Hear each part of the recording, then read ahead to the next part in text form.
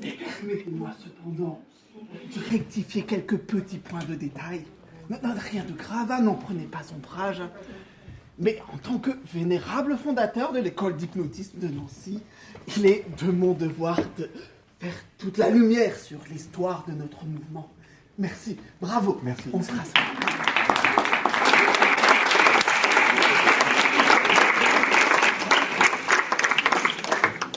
Pour ceux qui ne me connaissent pas, je suis le professeur Hippolyte Bernheim, chef de service à le nouvel hôpital de notre très belle ville de Nancy. Bien que je sois originaire d'Alsace, je n'ai jamais pu perdre totalement mon petit accent, si bien que l'on me surnomme le Voy. Notre merveilleuse école de Nancy n'a rien de moins que révolutionné la médecine. Si bien que des médecins du monde entier viennent jusque dans notre pauvre petit médicastre de province pour se former à la thérapeutique nouvelle. J'en veux pour preuve la visite d'un jeune confrère autrichien. Cher ami, venez, rejoignez-moi pour une petite démonstration. Si, venez.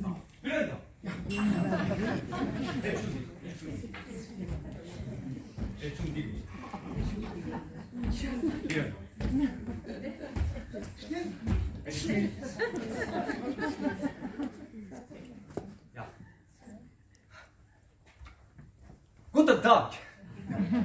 Ne soyez pas timide. Expliquez-nous pourquoi vous avez fait tout ce chemin pour gagner la véritable capitale de l'hypnose. Ja, je m'appelle Sigmund Freud, neurologue in Wien, et j'ai obtenu une bourse pour me former à la méthode hypnotique du professeur Charcot.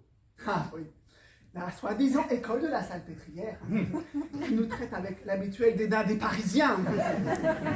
Genau. Mais voilà, je ne parviens pas à atteindre le fameux état de somnambulisme profond qui permet de retrouver les souvenirs traumatiques et de les effacer à tout jamais. La catharsis. Bon, oui. Ça érige une tour Eiffel et c'est incapable de pénétrer dans un esprit. Genau. Alors, je suis venu avec la baronne Anna von Lieben, meine Lehrenmeister, meine Hauptklientin. Ach ja, Entschuldigung.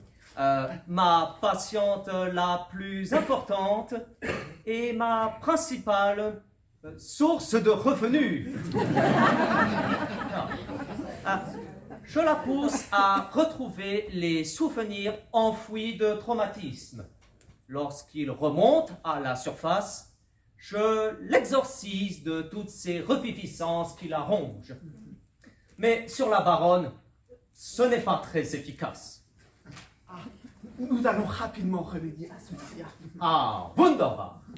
Car nos séances sont souvent accompagnées de cris et de mouvements violents, dont je hâte la fin par l'administration de moyens artificiels. Un dérivé du pavot, la morphine. Oh, j'en connais les risques. J'ai déjà eu des effets un peu inattendus avec la cocaïne. Avec la cocaïne. Nicht wunderbar. Ah, nein. Vous allez voir, nous avons la solution qui s'impose. J'ai demandé au docteur Liebo de nous faire l'honneur d'une petite initiation.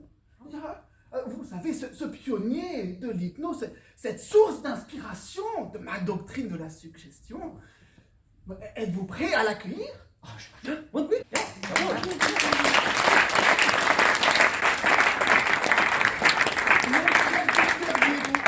Je vous remercie de l'honneur que vous nous faites de bien vouloir faire une petite initiation.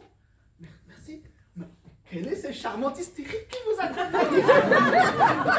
Cher professeur, inutile de m'appeler docteur. Même si j'ai tout à fait le droit de revendiquer ce titre, le mépris de la profession me fait préférer le titre de guérisseur. Quant à mademoiselle Camille Simon, ici présente, Je n'ai pas en la matière votre flair diagnostique. Je dis simplement que c'est une dormeuse artificielle. Exactement, hystérique toi-même. Mademoiselle Simon est venue à moi sur ses 15 ans pour des mouvements choréiques. Son corps se balançait de tous côtés, se révélant hors de contrôle. Et les bons soins de Monsieur Liébeau m'ont totalement transformé. Ah, Tchounégoun. Parvenez-vous à la mettre dans le somnambulisme profond? Exactement. Et vous allez voir que c'est un domaine riche en surprises.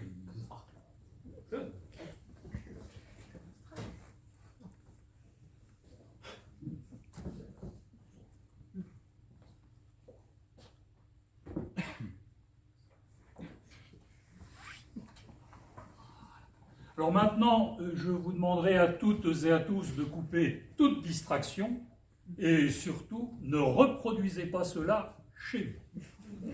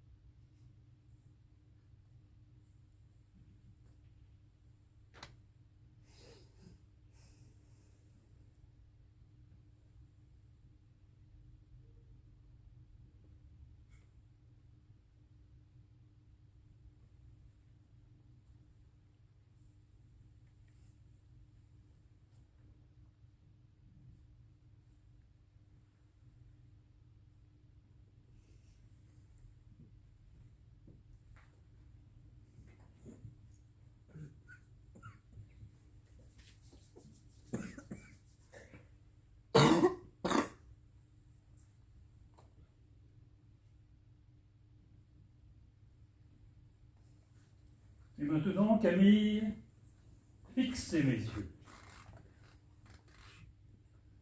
Vous ressentez le sommeil, de plus en plus profond. Vous allez dormir, Camille.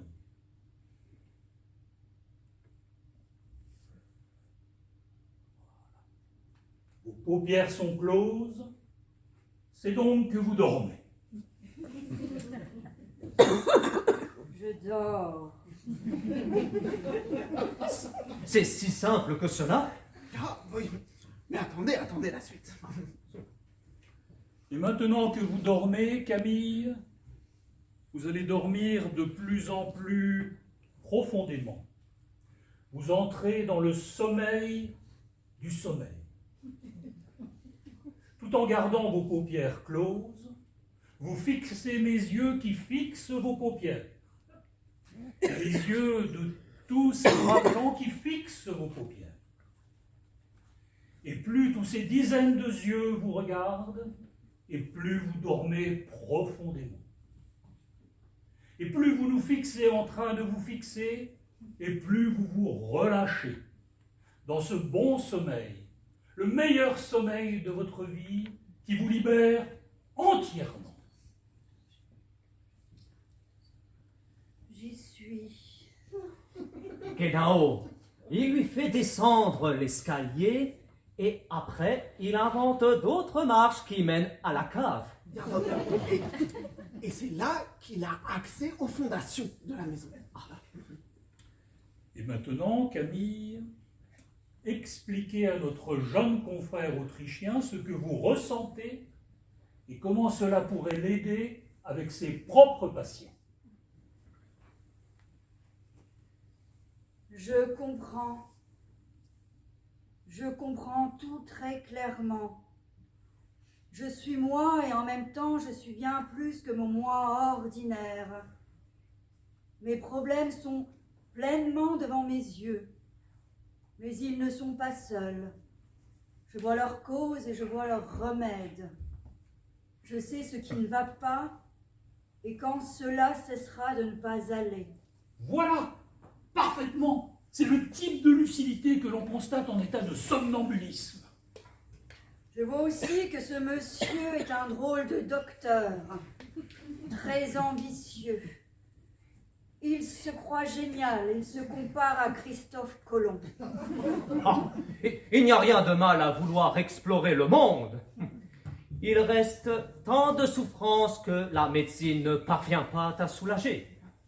Il a dû déménager très récemment. Un problème à son domicile. La vie est chère à Vienne. Je ne suis pas encore confortablement installé, alors je suis amené à me déplacer souvent. Oui, un problème avec de l'argent. Et une pierre. Comme le bruit de l'argent que l'on jetterait par les fenêtres. Ou d'une pierre qui tombe au sol et fait un bruit affreux. Affreux. Frau Arrêtez tout. Frau Silberstein. Ah, c'est une mascarade. Ed, ich verstehe jetzt. Veuillez mettre fin à tout cela, je vous prie. D'accord. Comme vous voudrez. Mademoiselle Camille, c'est très bien. Vous pouvez à présent laisser notre ami, suivre vos propres pensées et revenir lentement en vous-même. Vous remontez les marches de l'escalier, une par une, étage par étage. Et quand vous êtes tout en haut, vous pouvez... Non! Pas en haut de l'escalier, non! Pas tout en haut des escaliers! Camille. Vous êtes en sécurité, Camille. Vous êtes solidement ancré sur le sol, apaisé. Vous pouvez revenir avec moi, Camille. Ouvrez les yeux.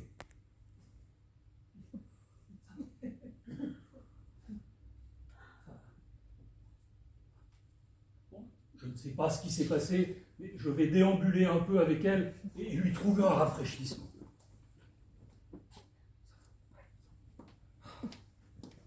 C'est impressionnant, n'est-ce pas? Ah, vous me jouez un mauvais tour. Comment cela? Ma mésaventure a dû parvenir à vos oreilles. Le professeur Forel, je suppose. Mais de quelle mésaventure parlez-vous? Frau Silberstein, bien sûr. C'était ma patiente. Et alors? Que lui est-il arrivé? Elle est montée sur le toit de mon immeuble, Arte Maria Theresienstrasse, et puis elle est redescendue, brusquement, Niederkommen. Ah, tiens, c'est intéressant. Vous voulez dire que... C'est suicidaire! J'étais bien obligé de déménager après cela. Je comprends, Plus personne ne voulait venir à cette adresse. Mais parfaitement, mais c'est terrible! C'est tout le problème avec la pratique privée. On dépend énormément de la réputation. Au moins avec l'hôpital public, les patients ne choisissent pas. Genau! Mais vous comprendrez que la technique du docteur Liebo avec ses suggestions directes, son autorité naturelle, fonctionne parfaitement. C'est tout de même étrange, Herr Professor, toutes ces révélations. C'est comme s'il y avait un Gedankenübertragung. Ah, regarde, un transfert de pensée. Mais tout le monde sait bien que de telles choses sont unmöglich, unheimlich, unbewusst. N'y prêtez pas trop attention. Ce sont les facéties habituelles du brave docteur Liebo. Il a un pied dans la modernité et l'autre dans les ténèbres du passé. Il est comme ce prêtre libéral et émancipé qui garde toujours un arrière-fond de mysticisme que les idées avec lesquelles il a longtemps vécu ont laissé dans son être moral. Nous devons absolument nous dégager de tout ce cortège de merveilleux qui n'est bon qu'à nous ridiculiser. Mais je vous rejoins parfaitement. Ce que je revendique surtout, c'est d'avoir su dégager la suggestion du mysticisme et de l'occultisme qui l'obscurcissait depuis l'ancien magnétisme animal. Dan, quelle opinion vous forgez-vous de la scène à laquelle nous venons d'assister? Mademoiselle Camille, se prête facilement et avec sincérité aux expériences scientifiques que nous voulons faire. Toutefois, je ne crois pas qu'elle soit vraiment capable de pareils prodiges. Soit elle avait effectivement été bien renseignée sur la réputation qui vous précédait, soit elle a brillé grâce à l'hypersensibilité induite par l'hypnose. À votre insu, vous l'avez peut-être mise sur la piste de ce que vous vous efforciez le plus de dissimuler. À mon insu. Aria, es ist erstaunlich. Allez-y, endormez n'importe qui et vous pourrez constater comment opère véritablement la suggestion. Ja, so. Volontaire? Ah, Volontaire? ah, vous êtes sûr Bon. Vous êtes trop facile. Ah. Demain, allez. Merci, allez-y, allez.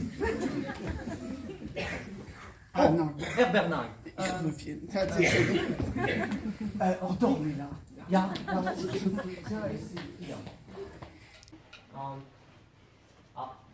Fraulein Simone va-t-elle mieux? Est-elle disposée à ce que je l'endorme? Je sais pas. Qu'en dites-vous, Camille? Je veux bien m'y risquer.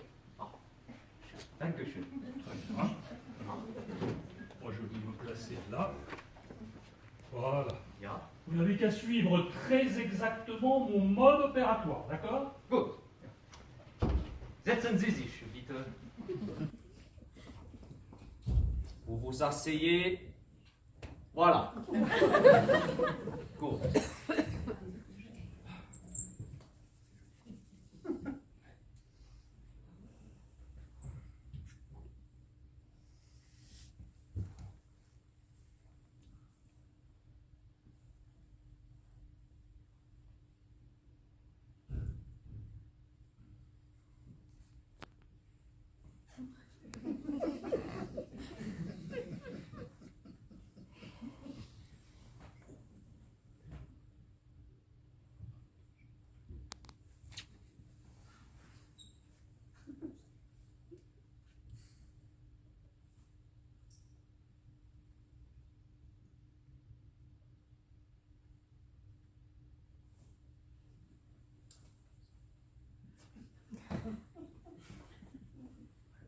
Alles gut?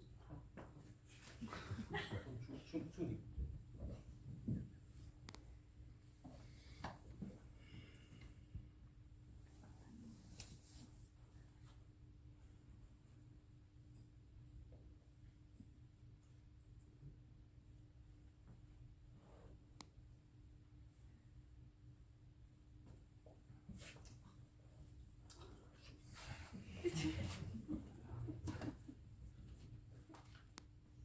Oh ja. So.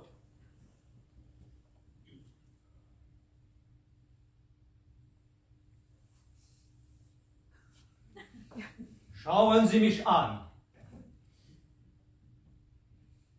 Vous dormez! Les instructions! D'abord la main! Was? La main d'abord!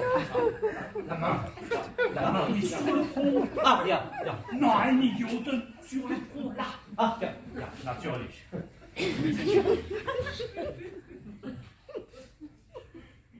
Fräulein. Le front ist schwer. Les paupières sind schwer. Schwer. Schwer. Vous allez dormir. Schlafen. Gute Nacht. Mais qu'est-ce qu'il dit? Vous dormez maintenant. Ja. So. Gut. Vous avez sommeil, Camille. Ja. Vous allez dormir encore plus profondément. Ja. Vous êtes totalement endormi. Mais vous allez dormir encore davantage. Comme si vous pouviez faire la grâce matinée. Oh, le temps.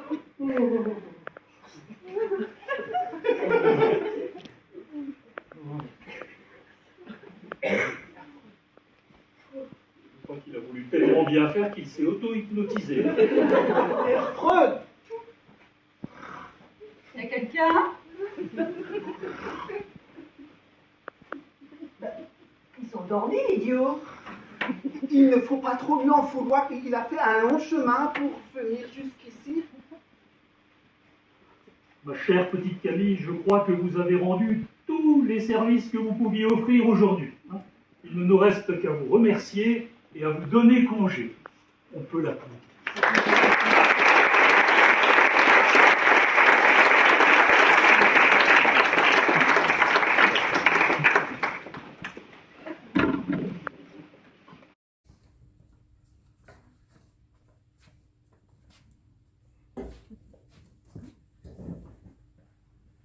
Maintenant, cher monsieur Freud, je pense que vous êtes suffisamment reposé. Vous vous sentez en pleine forme, dans la meilleure forme de votre vie. Vous retrouvez tous vos esprits. Was passiert? Mais d'avis que vous êtes tombé sur un esprit plus fort que le vôtre, hein? Ma petite sorcière peut donner du fil à retordre. Comprenez, Herford, que le docteur Livon a plus de 20 ans d'expertise en la matière. Il faut un certain temps pour égaler l'apparente facilité et l'élégance de sa technique. Mais cela fait donc si longtemps que vous obtenez de tels résultats? Exactement. J'ai presque appris par moi-même, après avoir observé quelques-uns de ces magnétiseurs si controversés. J'ai vite compris qu'il y avait là un monde nouveau à conquérir pour la médecine. Alors ceux de mes patients qui acceptaient d'être soignés par l'hypnose se sont vus offrir des consultations gratuites. Gratuite? Mais comment nourrir sa famille si on ne fait pas payer les séances? Disons que j'avais travaillé suffisamment pour me contenter d'une petite rente.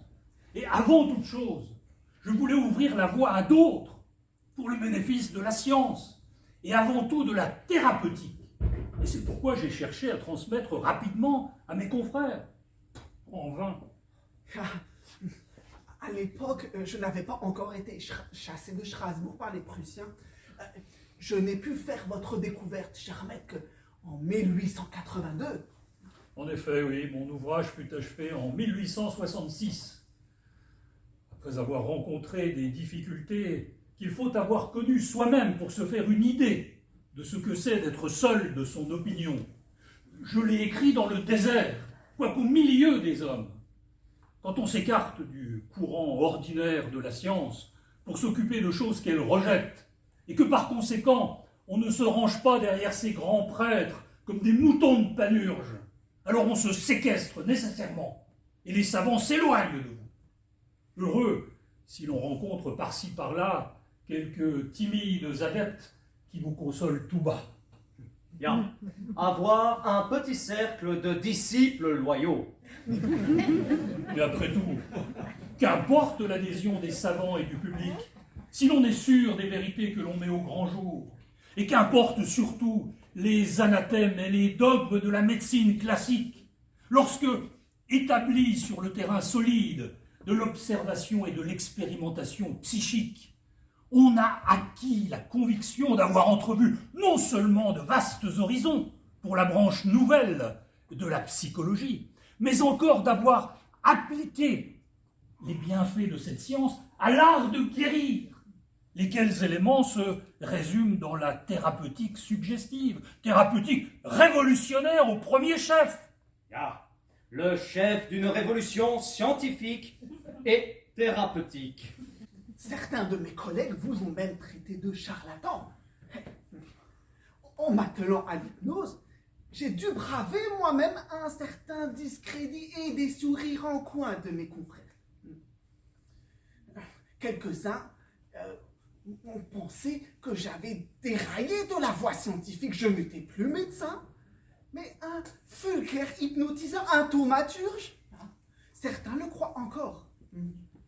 En ville, par peur d'être hypnotisé, personne n'ose s'asseoir en face de moi. Dans le tram qui à 8h15 m'amène à la clinique, ni dans celui qui à midi moins le quart après une longue journée de travail me ramène chez moi. Alors, je reste seul debout sur la plateforme. Ya, ne pas s'asseoir en face et pas de regard direct.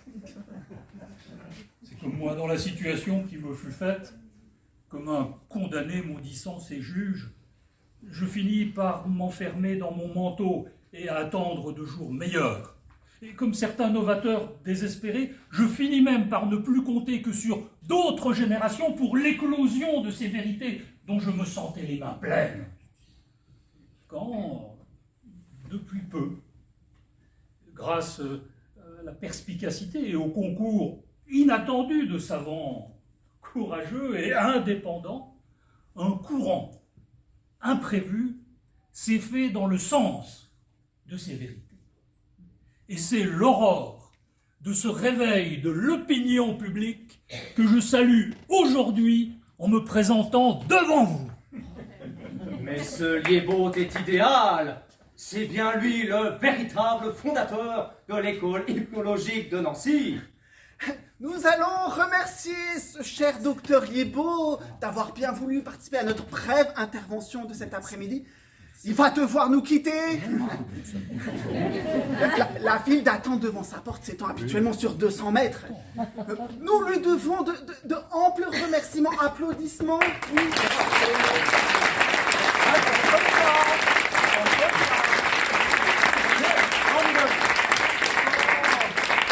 À qui le tour? D'autres volontaires? Non? Ah bon, on va arrêter là alors. Merci beaucoup. On peut remercier. Allez, venez faire photo. Venez.